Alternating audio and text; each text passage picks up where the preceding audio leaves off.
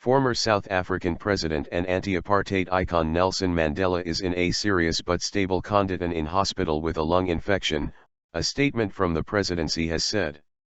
Saturday's statement said Mandela, 94, who was discharged from hospital in April after receiving treatment for a lung infection, had suffered the same illness in the past few days.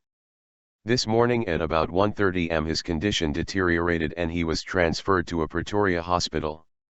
He remains in a serious but stable condition, the statement said. It added that the Nobel laureate, who is said to be breathing on his own, was receiving expert medical care and doctors were doing everything possible to make him better and comfortable. President Jacob Zuma, on behalf of the government and the nation, wished Madiba, Mandela's clan name, a speedy recovery and requested the media and the public respect the privacy of the former president and his family. Mak Maharaj, Zuma's spokesperson, told Al Jazeera Mandela has suffered a lung infection from as far back as he was in prison.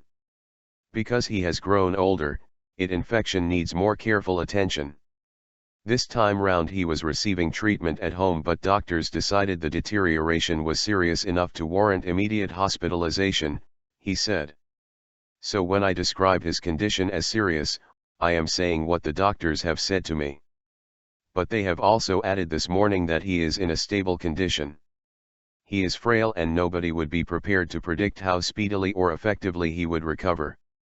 Keith Hosa, the spokesperson of the governing African National Congress, said Mandela was in capable hands as he has always been and will pull through. Media kept away. Al Jazeera's Tanya Page, reporting from Johannesburg, said the hospital where Mandela was receiving treatment had not been disclosed as happened with previous admissions because the authorities were trying to keep the media away.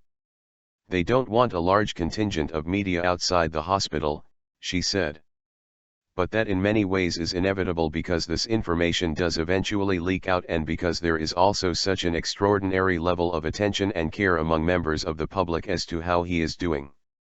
People are aware that he is frail, that he is an elderly man and many people are desperate for any news really of his condition.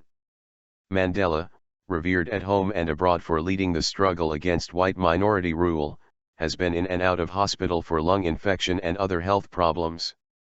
Last year, he was admitted to a Johannesburg hospital for what officials initially described as tests but what turned out to be an acute respiratory infection.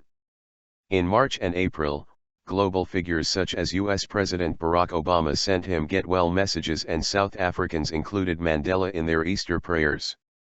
Mandela, who became South Africa's first black president in 1994 and served only one term in office, was jailed on Robben Island for 27 years for reciting white minority rule.